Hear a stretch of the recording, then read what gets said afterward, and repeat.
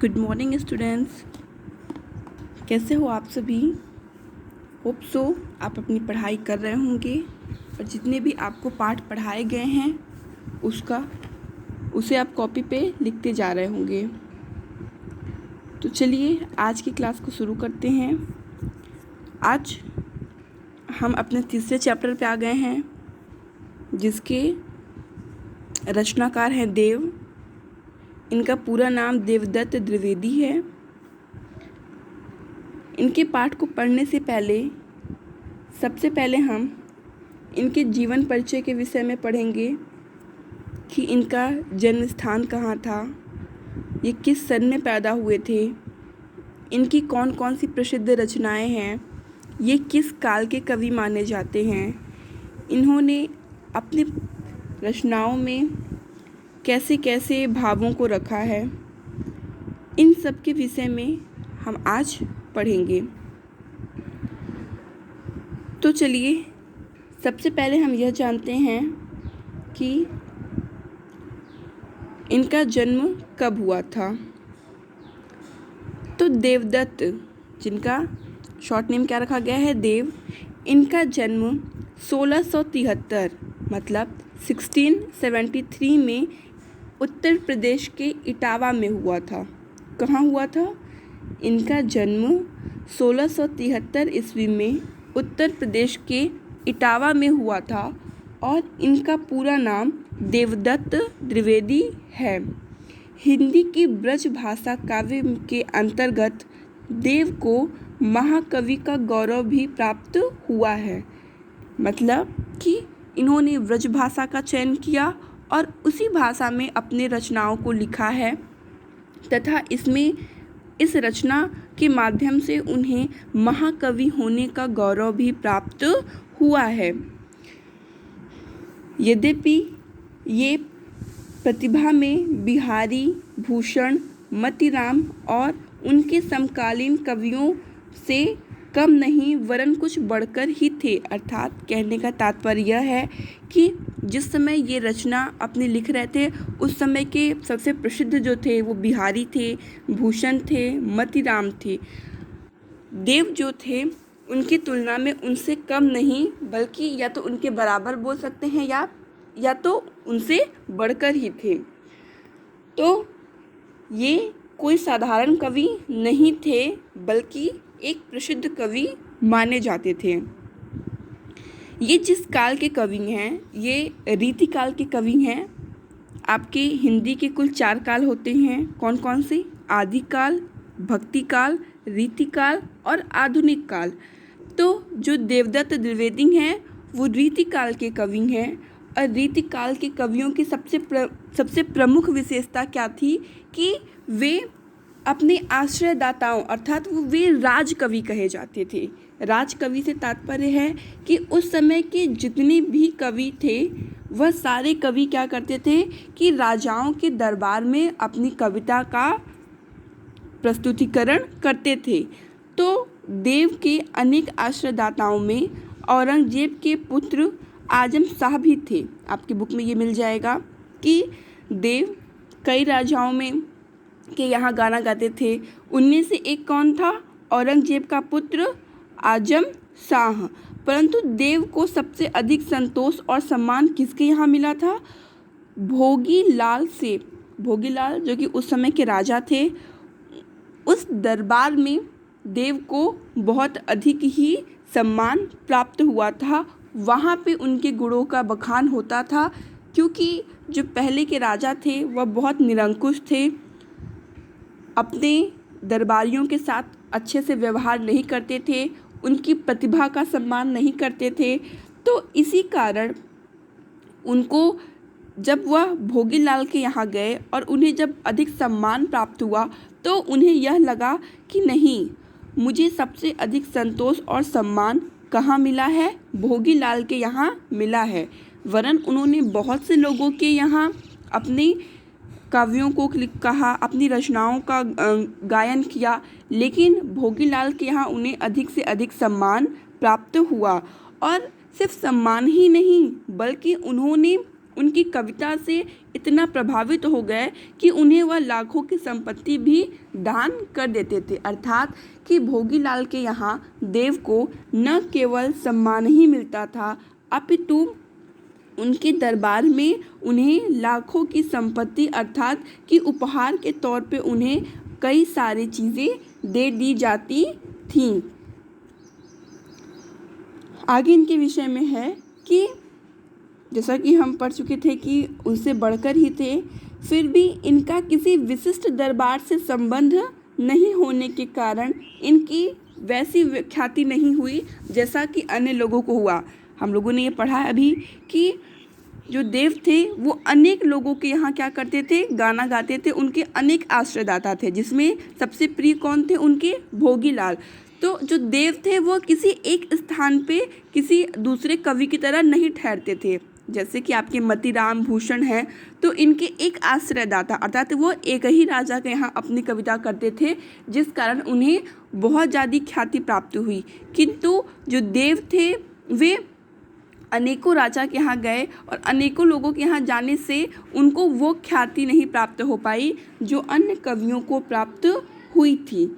इनके काव्य ग्रंथों की संख्या कुल कितनी है, 52 से 72 के मध्य मानी जाती है। अर्थात कि यह सटीक तौर पे नहीं बताया जा सकता कि इनके काव्यों की संख्या कितनी है, काव्य ग्रंथों की संख्या कितनी है, इसीलिए 52 से 72 के मध्य की संख्या ही मानी जाती है कि इसके अंतर्गत इन्होंने इतने काव्य रचनाओं को किया था। जिनमें से सबसे प्रसिद्ध उनकी रचनाओं के नाम मैं आपको बता देती हूँ। पहला है रस विलास, भाव विलास, काव्य रसायन, भवानी विलास। यह जो है यह देव के प्रमुख क्या माने जाते हैं, ग्रंथ माने जाते हैं। जैसा कि पहले ही हम बता चुके हैं कि देव रीतिकाल के कवि माने जाते हैं। ना सिर्फ कवि बल्कि प्रमुख कवि के रूप में उनको रखा गया है। रीतिकालीन कविता का संबंध दरबारों, आश्रयदाताओं से होता था। इस कारण उनमें दरबारी संस्कृति का चित्रण अधिक हुआ है। कहने का तात्पर्य यह है कि यदि आप किसी के लिए कार्य कर रहे हैं तो आप तभी सराहनीय माने जाएंगे जब आप उनकी प्रशंसा करते हैं। तो जो रीतिकाल था उसमें सभी कवि क्या थे, किसी न किसी राजा के राज दरबारी कवि होते थे। तो यह भी किसी राजा के राज दरबारी कवि थे और उस समय की क्या परंपरा थी कि वह राजाओं के सम्मुख गाते थे और राजाओं के सम्मुख यदि आप गा रहे हैं और उनका गुणगान नहीं कर रहे हैं तो आप उतने सम्मान की दृष्टि से नहीं देखे जाते थे। इसीलिए इनकी कविताओं में क्या थी कि दरबारी संस्कृति के चित्रण मिलते थे। अर्थात कि वह भी जिस राजा के यहाँ वो गाना गाते थे उसका क्या करते थे कि उनके राज्य की प्रशंसा, राजा की प्रशंसा, उनके पुत्रों की प्रशंसा, इस तरह की वो चीज़ें किया करते थे। तो देव क्या थे, वह भी इस परंपरा से अछूते नहीं रहे, बल्कि उन्होंने भी जो राज दरबारी संस्कृति थी उसका प्रभाव भी उनके काव्य में दिखाई देता है। किंतु जब भी उनको मौका मिलता था वह क्या करते थे, इससे मुक्त होकर सहज प्रेम, मतलब जो वास्तविक प्रेम होता है, वास्तविक सौंदर्य होता है, वह उसका चित्रण भी कर देते थे। कहने का तात्पर्य यहाँ यही है कि देव को जब भी राज दरबार से मुक्ति मिलती थी वह अपने जो उनके स्वयं के भाव होते थे उसका वह वर्णन कर देते थे। उनके देव ने मतलब कि जो देव थे वह इसके अलावा, राज दरबारी के अलावा, प्राकृतिक सौंदर्य को भी अपनी कविता में प्रमुख स्थान दिया है। आगे उनकी विषय में पढ़ते हैं कि अलंकार और श्रृंगार, मतलब जो अलंकार है और श्रृंगार रस है उनके काव्य की प्रमुख विशेषता है। माना जाता है कि अलंकार क्या करता है, शब्दों और अर्थों में चमत्कार को उत्पन्न करता है। तो हमें देव के काव्य में इसकी जो छटा है वह हमें भरपूर मात्रा में दिखेगी। कहने का तात्पर्य यहाँ यही है कि देव ने अपने काव्य में अलंकार और श्रृंगार रस का भरपूर प्रयोग किया है। शब्दों की आवृत्ति के जरिए नया सौंदर्य पैदा करके उन्होंने सुंदर ध्वनि चित्र प्रस्तुत की है, अर्थात कि शब्दों की आवृत्ति, कई ऐसे शब्द हैं जिसकी आवृत्ति बार बार हुई है या उन्होंने नए शब्द को लिया हुआ है। तो इस कारण क्या हुआ है कि उनके काव्यों में अधिक सुंदरता आई है। जैसा कि पहले ही बताया जा चुका है कि अलंकार का प्रयोग करने से शब्द वैसे ही ज़्यादा सुंदर दिखते हैं, तो इन्होंने अलंकार और श्रृंगार दोनों का प्रयोग किया है। तो यह स्पष्ट हो जाता है कि इनके काव्यों की जो छटा है वह अधिक ही मोहक होगी। अब यहाँ इनका परिचय समाप्त होता है। परिचय समाप्त होने के बाद हम आते हैं कि उसके सार पे, पाठ का सार जो है हम उस पे आते हैं कि उन्होंने पाठ के अंदर क्या लिखा है। तो पहले उसे पढ़ते हैं कि पाठ के अंदर वे क्या बताए हैं। अब हम आते हैं अपने पाठ पे। पाठ में जो कि क्या है, हमारा पहला पाठ सवैया है। इसमें कुल 2 पद हैं। तो पहले हम सवैया को पढ़ेंगे कि सवैया के बारे में कवि ने क्या कहा है। तो चलिए उसे मैं आपको बताती हूँ।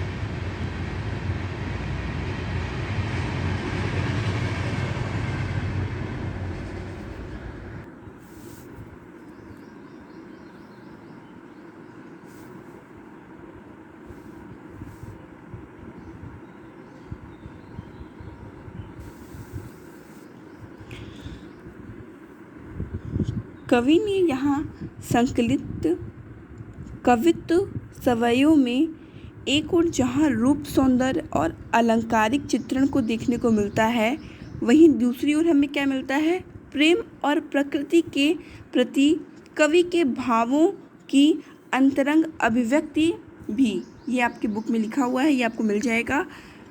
कहने का तात्पर्य यहाँ यह है कि यदि जब तक हम ये आपको पहले ही बता रहे हैं कि किसी भी कवि या किसी भी लेखक को के पाठ को पढ़ने से पहले हमें क्या करना होता है कि सर्वप्रथम उस कवि या लेखक से संबंधित उनके जीवन परिचय को पढ़ना अति आवश्यक होता है।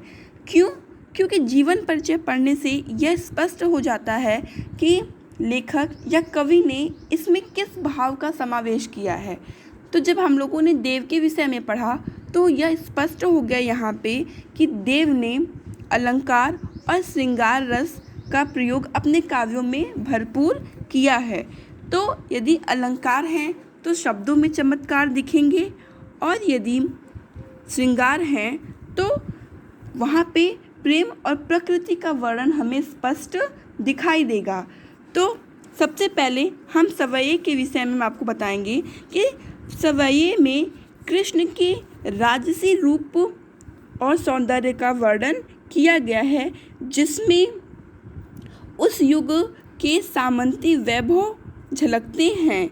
सामंत का वैभव झलकता है। कहने का तात्पर्य यह है कि जब कृष्ण का समय था तो उस समय की प्रजा कैसी हुआ करती थी, उनका रहन सहन कैसा हुआ करता था, उन्हें किसी प्रकार का दुख था या नहीं था, वे कैसे अपना जीवन यापन करते थे, या फिर श्री कृष्ण के से संबंधित कि उनका श्रृंगार कैसा होता था, वे कैसे वस्त्र धारण करते थे। इन सब बातों को उन्होंने एक सवैये में लिखा है, जिसका एक पद आपके बुक में है, तो उसे आज हम पढ़ेंगे। फिर दूसरा आपका है कवित्व। कवित्व है तो कवित्व में उन्होंने क्या किया है कि बसंत को बालक के रूप में दिखाया है। आपके बुक में भी ये जब पढ़ा जाएगा तो उसमें आपको बताया जाएगा कि 2 कवित्व लिए गए हैं। तो जो पहले आपका कवित्व है उसमें क्या है कि बसंत को बालक के रूप में दिखाकर प्रकृति के साथ एक रागात्मक संबंध की अभिव्यक्ति हुई है। रागात्मक संबंध से तात्पर्य यहाँ ये है कि प्रकृति का हमारे जीवन में क्या महत्व है, प्रकृति किस तरह से एक शिशु की भांति नवपल्लवित होती है और कैसे अपना एक बालक के समान उसके छोटे छोटे जैसे कि आप देखोगे जब कभी किसी पेड़ का छोटा सा निकलता है पत्ता, तो वो अत्यधिक कोमल होता है। उसकी कोमलता किसकी भांति होती है? उस बच्चे के हाथ की उंगलियों की भांति होती है। तो कवि ने यहाँ कवित्व में इसी तरह की बातों का वर्णन किया है। फिर जो आपका अगला है कवित्व, उसमें पूर्णिमा की रात में चांद तारों से भरे आकाश की आभा का वर्णन किया है। आप अपने बुक में भी देख सकेंगे। मैं फिगर आपको इसलिए दिखा रही हूँ ताकि लाइन वाइज वो आपको समझ में आता जाए कि किसके विषय में बताया जा रहा है। तो तीसरे कवित्व में पूर्णिमा की रात में चांद तारों से भरा आकाश की आभा, मतलब कि चांद आभा मतलब प्रकाश होता है। तो उस समय चांद तारों से भरपूर वह आकाश किस तरह प्रकाशित हो रहा है, इसका वर्णन उन्होंने इस कवित्व में किया है। फिर चांदनी रात की कांति को दर्शाने के लिए देव दूध के फेन जैसे पारदर्शी बिंब काम में लेते हैं जो उनकी काव्य कुशलता का परिचायक है। मतलब कि उन्होंने ऐसे शब्दों का प्रयोग किया है कि उनकी काव्य एक अलग दिशा ली। तो इससे यह स्पष्ट हो जाता है कि वाकई देव की जो काव्य कुशलता थी वह बहुत ही प्रखर थी। तो चलिए अब हम अपने पद पे आते हैं। तो सवैये को पढ़ने से पहले उसके सारांश को मैं आपको बता दे रही हूँ। इससे पहले मैं आपको उसका परिचय दी थी, अब मैं आपको उसका सारांश बता दे रही हूँ। तो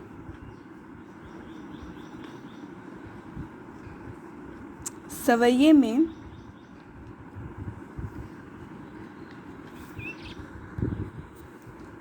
कवि देव ने श्री कृष्ण के राजसी रूप का वर्णन किया है। ये पहले भी मैं आपको बता चुकी हूँ कि उनके राजसी रूप का मतलब कि वे किस तरीके से रहते थे, उनका वस्त्र कैसा होता था, उनके आभूषण कैसे होते थे।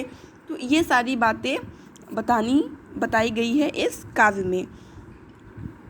तो कवि का कहना है कि उनके राजसी रूप का जब वे वर्णन करते हैं तो उसमें कवि कहती हैं कि कृष्ण के पैरों की पायल मधुर धुन सुना रही है, अर्थात कि श्री कृष्ण ने जो पैर के पायल को पहना हुआ है उसकी मधुर ध्वनि वो क्या हो रही है, हमें सुनाई दे रही है। कृष्ण ने कमर में करधनी पहनी हुई है, ये आपको सार बताया जा रहा है। और आप यहाँ चित्र के माध्यम से देख भी रहे होंगे कि क्या है, उनके पैरों में पायल भी है और उन्होंने कमर में करधनी को भी धारण किया हुआ है। उनके सांवले शरीर का पीला वस्त्र, आपके यहाँ पे ऑरेंज दिया हुआ है, लेकिन श्री कृष्ण पीताम्बर माने जाते थे, मतलब वे पीले वस्त्र को धारण करने वाले थे, वे पीले रंग के ही वस्त्र को धारण करते थे। तो आप यहाँ के कलर पे मत जाइएगा, जो बताया जा रहा है आप उसे सुनिए कि उनके सांवले शरीर पर पीला वस्त्र लिपटा हुआ है और उनके गले में किसकी माल है, वन माला है, अर्थात एक प्रकार के फूल की माला है। जो वन माला है वो कोई फूल है, उसका सटीक नाम यहाँ नहीं दिया हुआ है। तो आप देखेंगे कि यहाँ श्री कृष्ण ने ये फूल की माला को अपने गले में धारण किया हुआ है। उनके सिर पर मुकुट है, सजा हुआ है। रात से मुकुट के नीचे उनके चंचल नेत्र सुशोभित हो रहे हैं, अर्थात कि उस मुकुट के नीचे जो उनकी आँखें हैं वह अत्यधिक सुंदर और चंचल है। चंचल का मतलब कि उसमें एक अलग तरह की, जैसे कि हम कभी कोई नई चीज़ को देखते हैं तो बहुत आश्चर्य और बहुत खुशी के साथ देखते हैं, तो वो उस चीज़ को देखने से हमें हमारे आँखों में चंचलता दिखती है, लेकिन वह शोभा श्री कृष्ण के नेत्रों में हर क्षण हर समय विद्यमान रहती है। आगे उनकी शोभा के बारे में बताया गया है कि उनके मुख को कवि ने चंद्रमा की उपमा दी है, अर्थात कि जिस तरह चंद्रमा चमकता है, जिस तरह चंद्रमा की शोभा होती है, जैसे उसमें शीतलता होती है, वैसे ही श्री कृष्ण को देखने से हमें शीतलता प्राप्त होती है, वैसी ही सुंदरता, वैसी ही चमक हमें श्री कृष्ण के मुखमंडल पर भी दिखाई देती है। जो कि उस अलौकिक आभा का प्रमाण है। माना जाता है कि चंद्रमा की चमक एक अलग ही प्रकार की होती है, वैसे ही चमक श्री कृष्ण के मुख पे हमें दिखाई दे रही थी। श्री कृष्ण के रूप को देखकर ऐसा प्रतीत होता है जैसे वे संसार रूपी मंदिर के दीपक के समान प्रकाशित होते हैं। जब कोई दीपक मंदिर में जलता है तो वह अत्यधिक सुशोभित लगता है। जो उसकी शोभा होती है वह किसके समान? श्री कृष्ण वैसे ही प्रतीत हो रहा है। जैसे कि एक दीपक मंदिर में प्रज्वलित होता है, वैसा ही श्री कृष्ण का मुखमंडल प्रज्वलित हो रहा है। वे समस्त जगत को अपने ज्ञान की रोशनी से उज्जवल कर रहे हैं। अर्थात कि श्री कृष्ण जो कि गुणों की खान माने जाते हैं, ऐसे श्री कृष्ण अपने ज्ञान की रोशनी से समस्त जगत को रोशन कर रहे हैं। तो यहाँ पे ये इसका परिचय समाप्त हुआ है। अब हम इसके पद पे आएंगे, पद को पढ़ेंगे, उसका संदर्भ प्रसंग व्याख्या करेंगे, उसका क्या साहित्यिक सौंदर्य है वह भी आपको बताया जाएगा। तो चलिए पाठ पे आते हैं। ये हमारा पद है सामने। तो सबसे पहले हम पद को पढ़ते हैं। ये जो पद है आपका वो व्रज भाषा में लिखा गया है। पायनि नुपुर मंजू बजै, कटी किंकिनी कै धुनि मधुराई। पायनि नुपुर मंजू बजै, और क्या है? कटी किंकिनी के धुन की मधुराई। सावरे अंग लसै पट पीत, हिये हुलसे बनमाल सुहाई। माथे किरीट बड़े दृग चंचल, मंद हसी मुख चंद जुन्हाई। जय जग मंदिर दीपक सुंदर, श्री ब्रज दुलह देव सहाई। तो जो आपको इससे पहले मैं बता चुकी हूँ कि जो पाठ में आपको पढ़ाई हूँ उससे स्पष्ट हो गया है कि इसमें आपको पद पढ़ने से समझ में आ गया होगा कि जो मैं आपको बताई हूँ इससे पहले इसके सार को, तो अगर आप उसे ध्यान से सुनोगे तो ये अर्थ आप बहुत जल्दी ही कर पाएंगे। तो चलिए बताती हूँ इसका। सबसे पहले हम क्या करेंगे? संदर्भ लेंगे। संदर्भ में क्या होगा?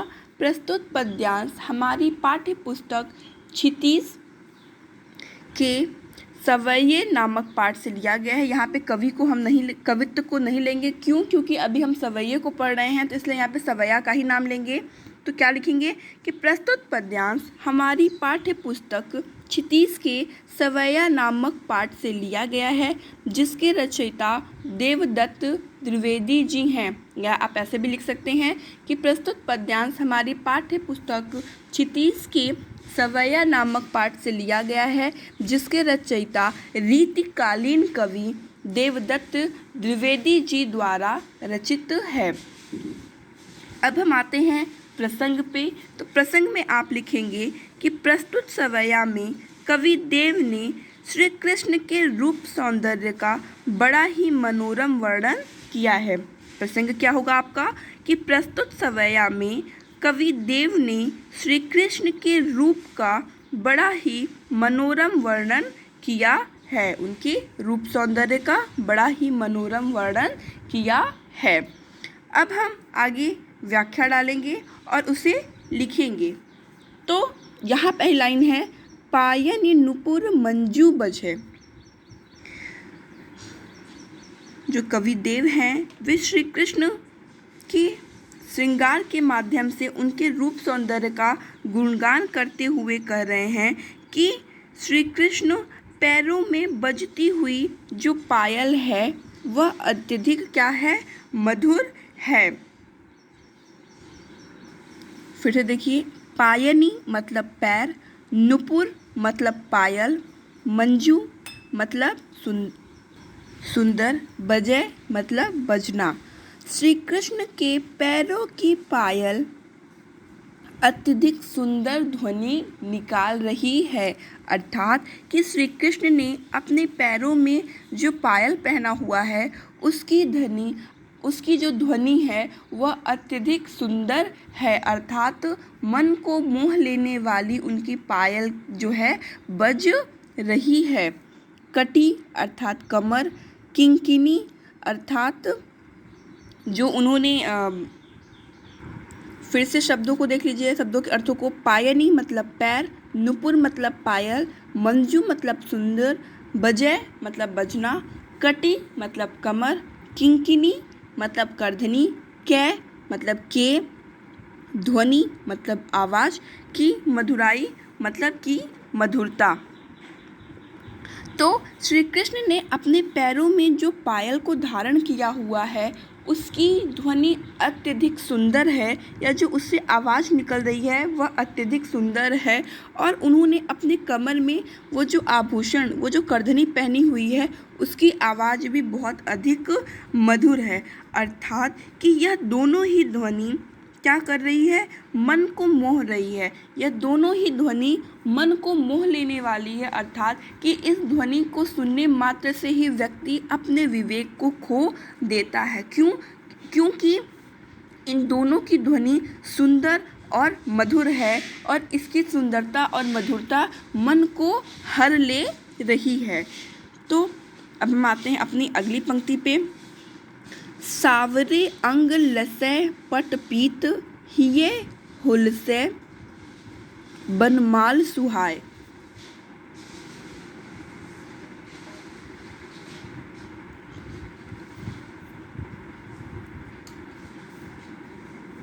सावरे अर्थात सांवला, अंग मतलब शरीर, लसै मतलब सुशोभित, पट मतलब वस्त्र, पीत मतलब पीला, हिये मीन्स हृदय, हुलसै अर्थात आनंदित या आनंद प्रदान करने वाला, वनमाला पहले ही बता चुका है कि एक प्रकार के पुष्प की माला, सुहाई मतलब अत्यधिक सुशोभित हो रही है। तो आगे के पंक्ति का अर्थ है कि उनके शरीर पर सांवले पीले रंग का जो वस्त्र है, उनके सांवले शरीर पर ये जो पीले रंग का वस्त्र है वह अत्यधिक सुशोभित हो रहा है। लसै मतलब सुंदर लग रहा है। सांवले अंग, श्री कृष्ण के सांवले अंग पर पटपीत पीले रंग का जो वस्त्र है वह लसै अर्थात अत्यधिक सुशोभित हो रहा है। कहने का तात्पर्य है कि श्री कृष्ण ने जिस पीले वस्त्र को धारण किया हुआ है वह उनके सांवले रंग की शोभा को और अत्यधिक बढ़ा रही है। हिये हुलसे बनमाल सुहाई, और उनके गले में पड़ी पुष्पों की माला तो देखते ही बनती है। अर्थात कि वह जो माला उन्होंने अपने गले में, हिये हुलसे बनमाल सुहाई, हिये मतलब हृदय, हुलसे जो उन्होंने वनमाला को अपने ऊपर धारण किया हुआ है वह हिये हुलसे हृदय को बहुत अधिक आनंद प्रदान करने वाली है। अर्थात अभी दो लाइन को देख लीजिए कि जो श्री कृष्ण ने अपने सांवले शरीर पर या श्री कृष्ण के सांवले शरीर पर यह पीले रंग का वस्त्र अत्यधिक सुशोभित हो रहा है, और जो उन्होंने वनमाला को धारण किया हुआ है अपने गले में वह हृदय को अत्यधिक आनंदित करने वाला है। अर्थात कि उनके पायल की मधुर ध्वनि नहीं, उनके पायल की सुंदर ध्वनि, कमर के करधनी की मधुर ध्वनि, उनके सांवले रंग पर वह पीला वस्त्र तथा उनके गले में धारण किया हुआ वह वनमाला, वह पुष्पों की माला हृदय को अत्यधिक आनंदित करने वाली है, मन को मोह लेने वाली है। अर्थात कि श्री कृष्ण को यदि इस रूप में कोई देखता है तो वह निश्चय ही अपने विवेक को खो देगा। अर्थात कि उनके रंग में वह भी रंग जाएगा। आगे है माथे किरीट बड़े दृग चंचल, मंद हसी मंद हसी मुख चंद सुहाई। माथे किरीट, माथे अर्थात सिर, माथा, किरीट मतलब मुकुट, बड़े मतलब बड़ा, दृग मतलब नेत्र, चंचल चंचलता लिए हुए, मंद धीरे, हसी मीन्स हंसना, चंद्रमुख अर्थात चंद्रमा रूपी मुख, जुन्हाई मतलब चांदनी। तो श्री कृष्ण के माथे पर मुकुट है और उनके मुख पर क्या है, चांद रूपी चांदनी। क्या ऐसी लग रही है कि मानो अपनी मुस्कान बिखेर रही है। क्या है,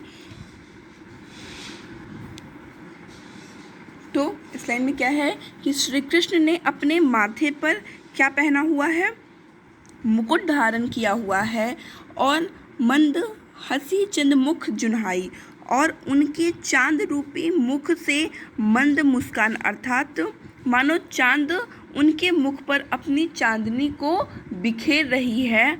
बड़े दृग चंचल, उस पर जो उनके चंचल नेत्र हैं वह क्या कर रहे हैं, उनके मुख की शोभा को और अधिक बढ़ा रहे हैं।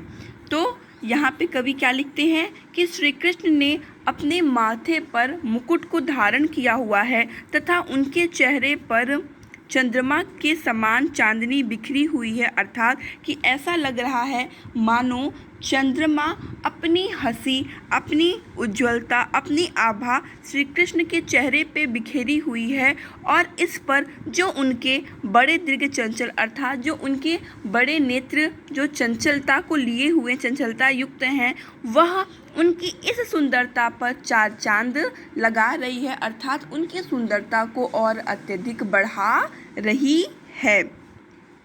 आगे की लाइन है, जय जग मंदिर दीपक सुंदर, श्री ब्रज दुलह देव सहाय। आगे कवि कहते हैं कि ब्रज दुल्हे इस संसार रूपी मंदिर में किसी दिए की भांति। ब्रज दुल्ह अर्थात कि यह जो ब्रज का दुल्हे हैं, अर्थात जो ये इस ब्रज के अर्थात ये जो ये शब्द है ये श्री कृष्ण के लिए प्रयोग किया गया है। तो देव सहाय, यहाँ कवि देव श्री कृष्ण को कहते हैं कि श्री कृष्ण ऐसे लग रहे हैं मानो कि इस संसार रूपी मंदिर में किसी दिए की भांति प्रकाशित हो रहे हैं, किसी दिए के भांति अत्यधिक सुंदर प्रतीत हो रहे हैं।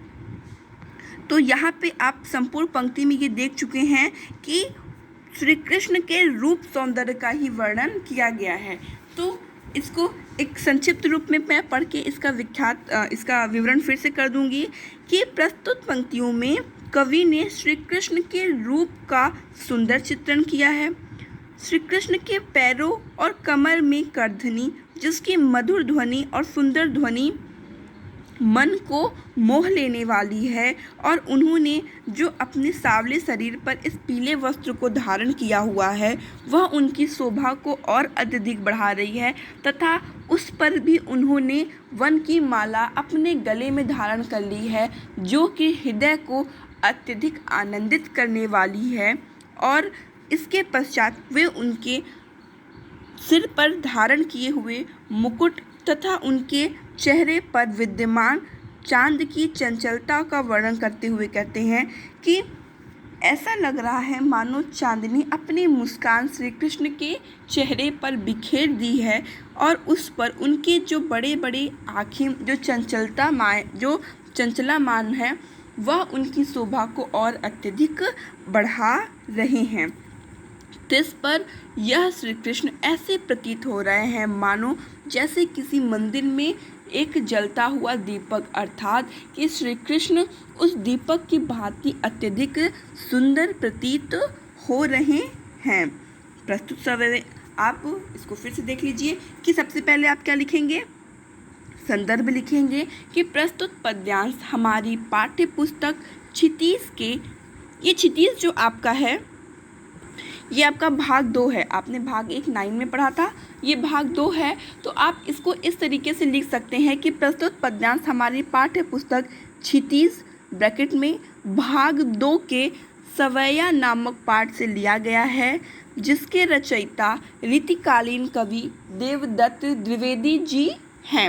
उसके पश्चात आप प्रसंग लिखेंगे कि प्रस्तुत सवयामी कवि ने कृष्ण या श्री कृष्ण के रूप सौंदर्य का बड़ा ही मनोरम वर्णन किया है। उसके पश्चात आप व्याख्या पे आएंगे। व्याख्या में आप वही लिखेंगे कि देव ने श्रृंगार के माध्यम से श्री कृष्ण के रूप सौंदर्य का गुणगान किया है। मैं आपको व्याख्या एक लाइन में पूरा पढ़ के बता दे रही हूँ। उन्होंने कृष्ण को दूल्हे के रूप में बताया है। पहले उस समय श्री कृष्ण के समय शायद इस तरह के आभूषण धारण किए जाते रहे होंगे पुरुषों में, तो उन्होंने उसी समय का वर्णन किया है और इनको किस नाम से संबोधित किया है? दूल्हे नाम से। तो उन्होंने श्री कृष्ण को दूल्हे के रूप में बताया है। कवि के अनुसार श्री कृष्ण के पैरों में बजती हुई पायल बहुत ही सुंदर ध्वनि पैदा कर रही है। उनकी कमर में बंधी हुई करधनी जब हिलती है तो उससे निकलने वाली ध्वनि या उससे निकलने वाली करधनी की ध्वनि बड़ी ही सुरीली लगती है। उनके सांवले शरीर पर पीले रंग का वस्त्र बहुत ही सुंदर लग रहा है या उनकी शोभा को बढ़ा रहा है। उनके गले में पड़ी पुष्पों की माला देखते ही बनती है, अर्थात कि जो उन्होंने पुष्प की माला अपने गले में धारण की हुई है उसको देखने से ही ऐसा लग रहा है कि मानो हम समस्त सुखों को प्राप्त कर लिए हैं। श्री कृष्ण के माथे पर मुकुट है और उनके मुख रूपी मुख से चंद मुस्कान मानो चांदनी के समान फैली हुई है। उनकी बड़ी बड़ी आँखें चंचलता से भरी हुई हैं जो उनके मुखमंडल पर चार चांद लगा रही हैं। कवि के अनुसार ब्रज दूल्हे इस संसार रूपी मंदिर में किसी दिए की भांति प्रज्वलित हो रहे हैं। तो यहाँ आपका ये अर्थ हुआ कि जो ये श्री कृष्ण का रूप सौंदर्य था वह क्या था? अत्यधिक सुंदर था, मधुर था, हृदय को आनंदित करने वाला था, अर्थात कि शोभा उनकी बढ़ी लेकिन सुख की अनुभूति उन्हें देखने वाले को यहाँ पे प्राप्त हो रही थी। तो इसके बाद आप आइए अपने साहित्यिक सौंदर्य पे। साहित्यिक सौंदर्य में सबसे पहला आपका होगा भाव पक्ष। ये मैं आपको बता चुकी हूँ कि आपको कैसे लिखना है। मैं फिर से आपको दिखा दे रही हूँ ये चीज़। सबसे पहले आप संदर्भ लिखेंगे, फिर प्रसंग लिखेंगे, फिर व्याख्या लिखेंगे, उसके बाद आप साहित्यिक सौंदर्य लिखेंगे। साहित्यिक सौंदर्य में सबसे पहला आपका पॉइंट होगा भाव पक्ष। तो भाव पक्ष में आप लिखेंगे कि एक दो पॉइंट डाल देंगे तो इससे आपका जो काव्य है वो इफेक्टिव दिखेगा। तो इसमें आप लिखिए कि श्री कृष्ण कवि ने श्री कृष्ण के द्वारा धारण किए हुए आभूषणों की शोभा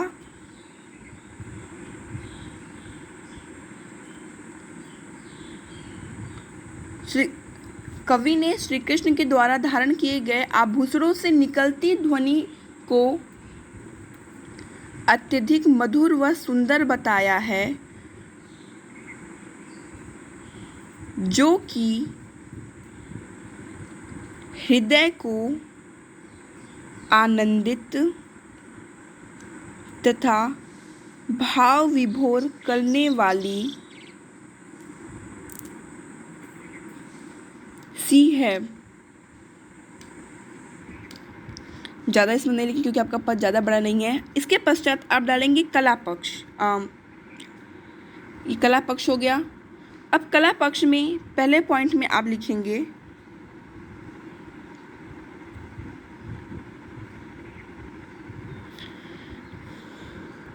ये जो पंक्ति आपकी है कि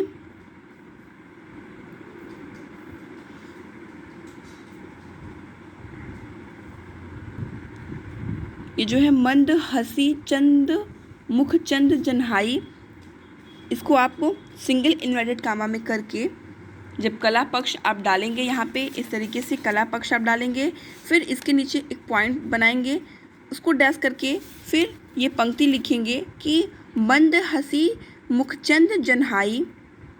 प्रस्तुत पंक्ति में उत्प्रेक्षा अलंकार की या उत्प्रेक्षा अलंकार का प्रयोग किया गया है। दूसरा पॉइंट डालेंगे,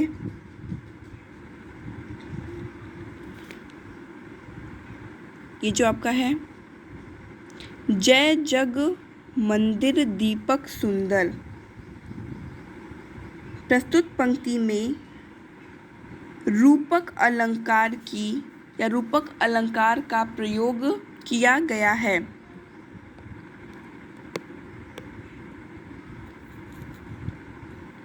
फिर तीसरा पॉइंट,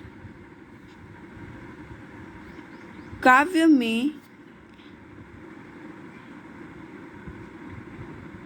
वात्सल्य श्रृंगार रस की छटा,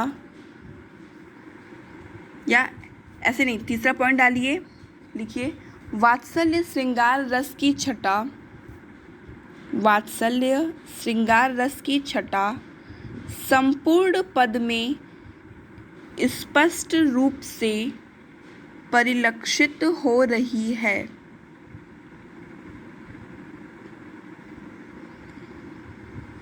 चौथा पॉइंट, अलंकारिक शब्दों का प्रयोग किया गया है।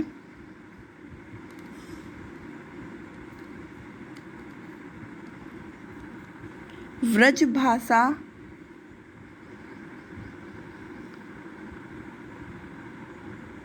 पद ब्रज भाषा में रचित है या ब्रज भाषा का प्रयोग किया गया है, पद में ब्रज भाषा का प्रयोग किया गया है।